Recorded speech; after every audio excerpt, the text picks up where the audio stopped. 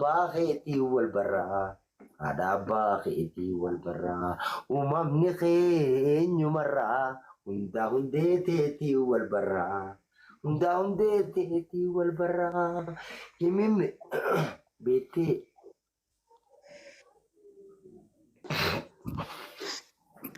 بس لا بس لا قدرت يعني إنك الردي بريكورد فما أنا أقول الريكوردين قرا بيسا سيب دلقا إذن ربيتني الردي بريكوردين سيب فموت دي يوفق أدنيا تاتي يون تاني ربونكو أران هي ما ماذا هم أيه اتفو فيها وممنخين سمرة هذا باخيتي والبراء هذا باخيتي والبراء وممنخين سمرة هنديتي والبراء هنديتي والبراء ميمي سالتو هندرة بررتي سنتي كوبتي جارتي جنين وني خيرا أفانا دي ما قوتي maqaa keenyatti minnaan diddigaa beektaa? Karaa keenya kana sirriin bareeda. مبارك وكم مبارك دار دكتور Hayyee akkana hayyee. Jaartii jinni yeroo wattu ay diggo remove naan jedhe deebii galii diggo. Jaartii jinni yeroo wattu soddaanuun gammada barte garuu yeroo itti immoo maqaa yoo waan biraa jirtu mee inni maal ibsu eessatti ol beektu mucaa kanaan mee nu ibsi. Hayyee isiniifan ibsaa isinittan himaa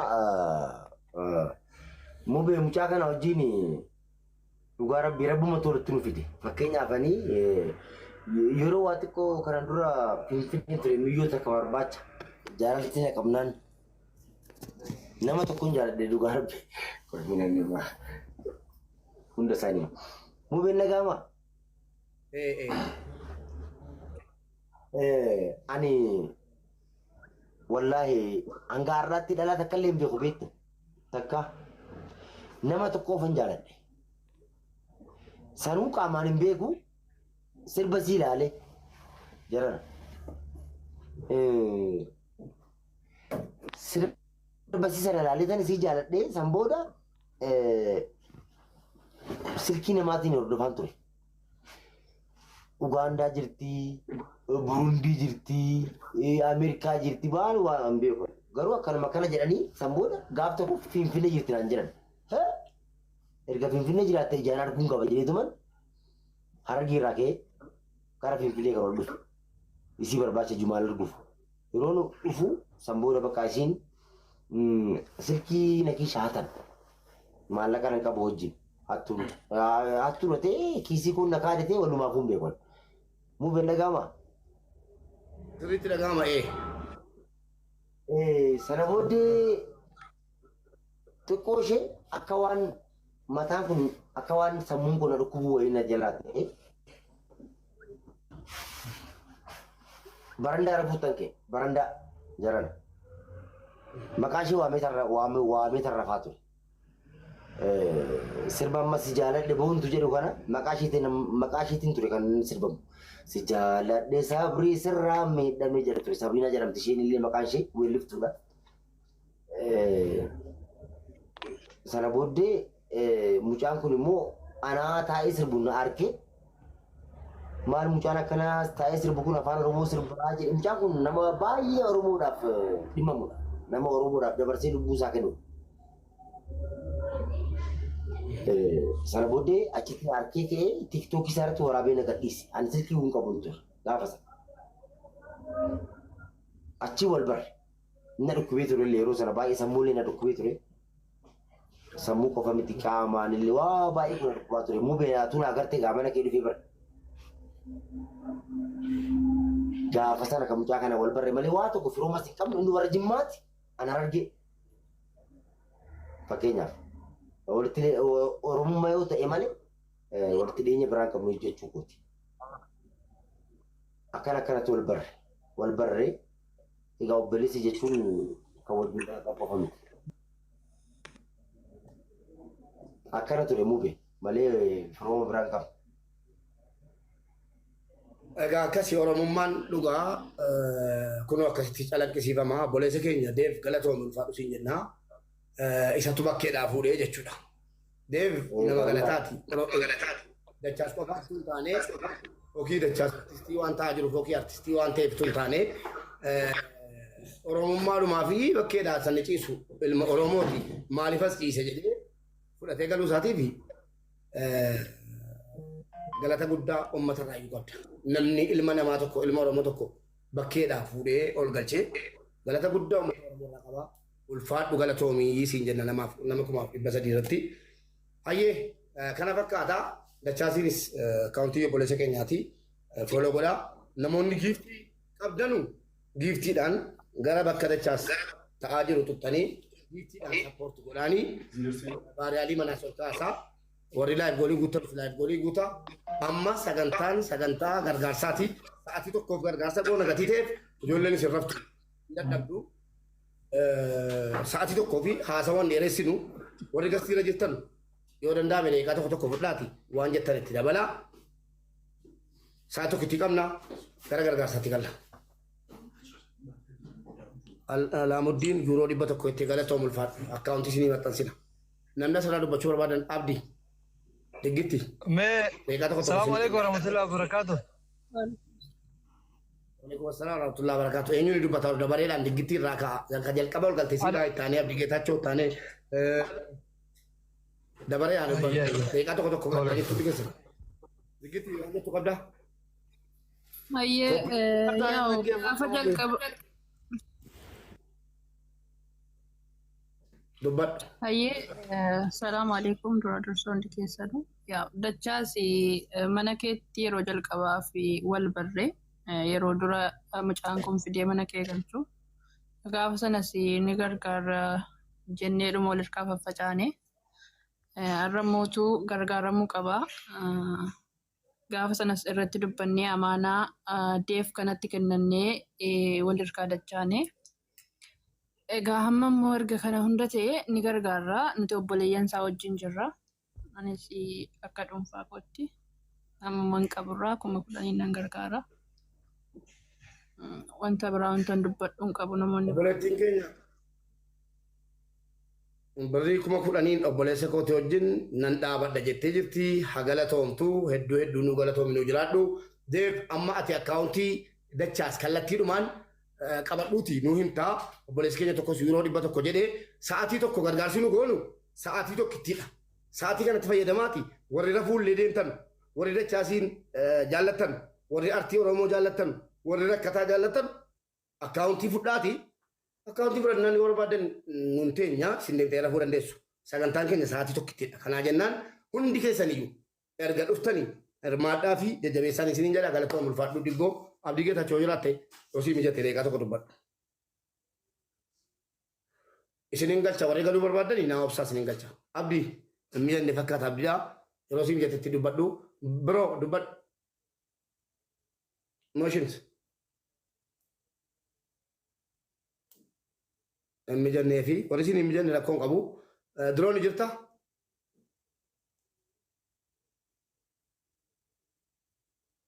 Jira mau beko jira share apa ini berapa kana fanti ko osa deka shawishi. Ayyee urgaa bilisummaa dubbadhu. Assalamu alaikum warahmatullahi wabarakatuh. Baay'ee galatooma obboleeyyan keenya warreen baallama anillee xiqqoo karaa makiinaa keessa jira. Bakka mijataa hin jiru baallama kana fardeessinee eegaa jirra. Baay'ee galatoomaadha mubeerraa kaasii akkasuma obboleessa keenya dachaas jedhama maqaan isaa dhalataa naannoo Harargeeti.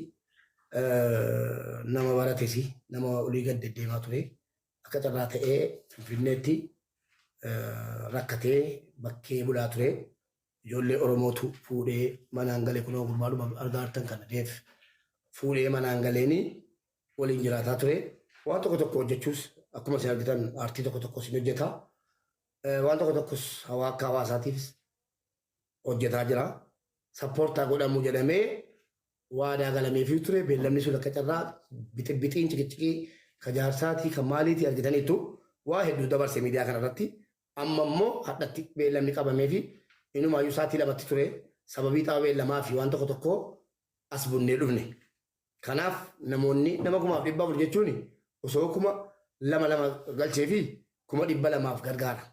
Isinii galee kanaaf koppiliinki sheer godhaa warri giftii keessaa qabdan illee yoo ta'e isarratti kennaa keessaa baafatee fayyadamu isiniin jennaa jaartii jinni yoo si gale ustaaz Abaazar akkam jirtu isaan immoo nama biraati.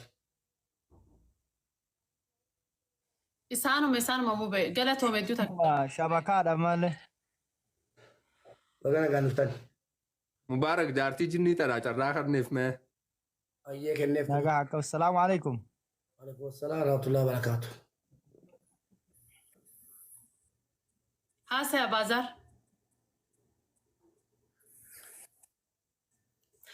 Anumas shabakaan kiyya baay'ee na jeequ jira. Eshi. Mubee anammoo ijoollee tana ani dhugumatti har'aan argee Profaayila isaanii jala seeneetti ilaalu jira. Aartii atirraa haasawitullee hin beeku dhiifa malee naa godhi. Gaaffii dhaleessuu fi takkiin maal ta'ee ni dhukkubsate immoo maalii jechuudhaanis sillee hin cinqu. Walaakin uummata keenya anis nama 2,000 irratti hin cufee dhufe.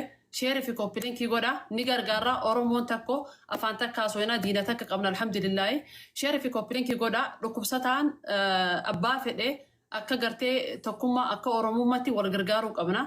Uummanni ammoo osoo silaa ganda soddaa takkiin ganda ollaa ta'anii hedduu takka tarabaarrabanii silaa arraan amma miti mucaa kana karakkoo baasanii sanumaafuu warri waan kana seenaa isaa beeytanis jiraachuu ni mala warri na duraas jala teessanii dhaggeeffatan.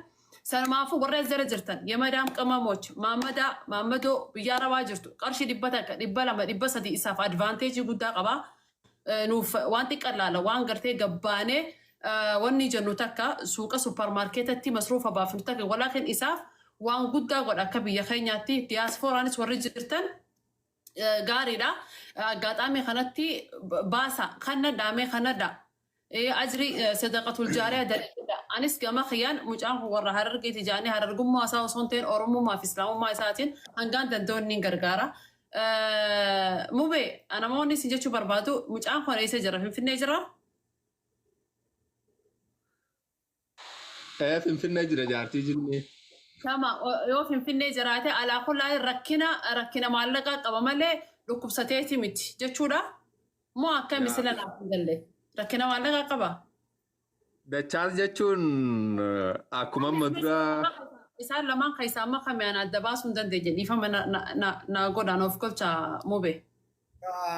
Dura jiru kana gurraacha sun saahiba isaati bakkeetti kufee ture bakkeedha argee fuudhee galee yeroo fuudhee galu gurbaan nama wallee 45 ol Afrikaa qabudha.